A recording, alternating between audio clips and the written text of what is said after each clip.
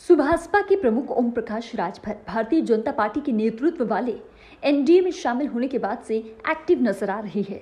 CM योगी से लेकर BJP के प्रदेश अध्यक्ष तक से मुलाकात के बाद राजभर ने पूर्वांचल की उन 6 लोकसभा सीटों पर फोकस करने की बात कही है जहां 2019 में बीजेपी को मात मिली थी। उन्होंने कहा है कि हमारा प्लान पूर्वांचल में अपने चुनाव अभियान का आगाज उन्हीं सीटों से करने का है जहां पिछली बार बीजेपी हार गई थी। आजमगढ़ जिले के लालगंज लोकसभा क्षेत्र में प्रधानमंत्री नरेंद्र मोदी की जनसभा कराने का प्लान है। सीएम योगी को इसके लिए प्रस्ताव दिया है। ओम प्रकाश राजभर ने कहा है कि बीजेपी प्रदेश अध्यक्ष के जरिए भी प्रस्ताव जेपी नड्डा को भेजा गया है। उनके इस बयान से संकेत साफ है कि बीजेपी और सुभाषपा के गठबंधन का पूरा फोकस पूर्वांचल की उन सीटों पर है जहां पिछली बार बीजेपी हार गई थी। पूर्वांचल में बीजेपी की शिकस्त ने ही राजभर की एनडीए में वापसी का आधार तैयार किया था। राजभर ने भी लखनऊ से बलिया तक एक कर दिया है। आपको बता दें कि यूपी में करीब 4% राजभर के मतदाता है। वहीं पूर्वांचल के 25 जिलों में 26 लोकसभा सीटें हैं। इनमें 18 जिलों में राजभर अच्छी संख्या में है। राजभर मतदाता करीब दर्जन भर लोकसभा सीटों पर जीत हार तय करने में निर्णायक भूमिका निभाने की स्थिति में है। ओम प्रकाश राजभर की पार्टी ने 2019 के चुनाव में 19 लोकसभा सीटों पर उम्मीदवार उतारे थे। सुभाषपा को एक भी सीट पर जीत नहीं मिली थी, लेकिन 8 सीटें ऐसी थी जहां पार्टी तीसरे स्थान पर रही थी। सुभाषपा के 19 उम्मीदवारों को कुल मिलाकर 3 लाख से भी कम वोट मिले थे। यह आंकड़ा बताता है कि सुभाषपा अकेले दम पर जीतने की स्थिति में नहीं है, लेकिन उसका वोट बैंक अगर बीजेपी जैसी पार्टी के साथ चला जाए तो जीत की राह आसान हो सकती है। राजभर का वोट बैंक भी बसपा की तरह डेडिकेटेड रहा है। ऐसे में बीजेपी को लगता है कि उसके वोट में राजभर वोट भी जुड़ जाए तो पूर्वांचल का किला फतेह किया जा सकता है। जौनपुर जिले की मछली नगर और बलिया जैसी लोकसभा सीट पर बीजेपी को कड़ी चुनौती का सामना करना पड़ा था। पूर्वांचल के 7 सीटों पर बीजेपी की जीत का अंतर 50,000 वोट से कम का रहा। जौनपुर जिले की मछली नगर लोकसभा सीट से बीजेपी के भोलानाथ महज 141 वोट के करीबी अंतर से जीत सकते थे। इस सीट पर सुभाषपा के राजनाथ 11,223 वोट पाकर तीसरे नंबर पर रहे थे। बलिया लोकसभा सीट से बीजेपी के वीरेंद्र सिंह 15,519 वोट से जीत पाए और सुभाषपा के उम्मीदवार को यहां 35,900 वोट मिले थे। वहीं 2014 के चुनाव की तुलना में बीजेपी की सीटें घट गई थी, लेकिन बीजेपी के माथे पर बल लाने का काम किया विधानसभा चुनाव के निराशाजनक प्रदर्शन ने।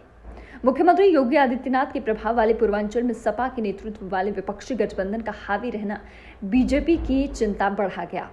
वह स्थानीय से प्रदेश स्तर तक नेतृत्व के कान खड़े हो गए और 2024 के चुनाव में ऐसी स्थिति का सामना न करना पड़े, इस पर मंथन शुरू हो गया है।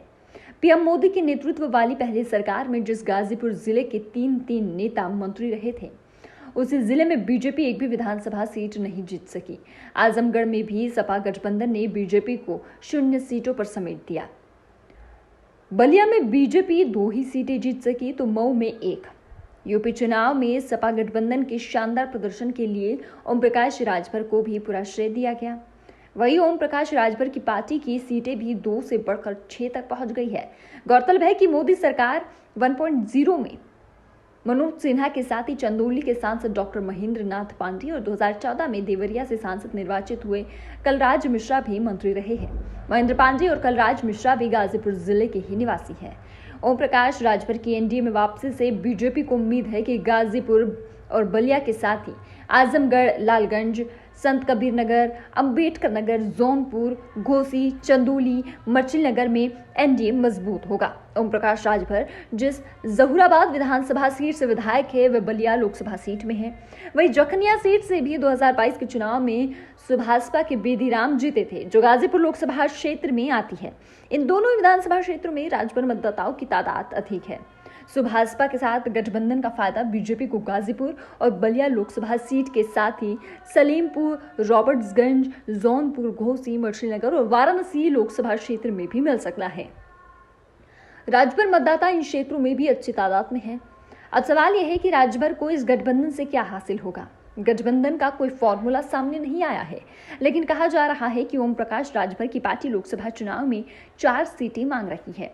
सुभाषपा की यूपी की 3 और बिहार की 1 सीट पर दावा किया है, जिनमें गाजीपुर लोकसभा सीट भी शामिल है। बीजेपी ने 2024 के चुनाव में सभी 80 की 80 सीटें जीतने का लक्ष्य रखा है। 80 में से 26 सीटें पूर्वांचल से आती है। प्रधानमंत्री नरेंद्र मोदी का निर्वाचन क्षेत्र वाराणसी हो या सीएम योगी की कर्मभूमि गोरखपुर, इस इलाके भी पूर्वांचल में ही आते हैं। ऐसे में बीजेपी नेताओं को लगता है कि पार्टी अगर पूर्वांचल में कमजोर पड़ी तो पूरे प्रदेश में बेहतर प्रदर्शन की स्थिति में भी विपक्ष को निगेटिव नैरेटिव सेट करने का मौका मिल जाएगा। यही वजह है कि पार्टी पूर्वांचल की चुनावी लड़ाई में इस बार कहीं से भी कोई कसर नहीं छोड़ना चाहती। कैसी लगी आपको हमारी ये रिपोर्ट? आप हमें कमेंट बॉक्स में अपनी राय लिखकर जरूर भेजें।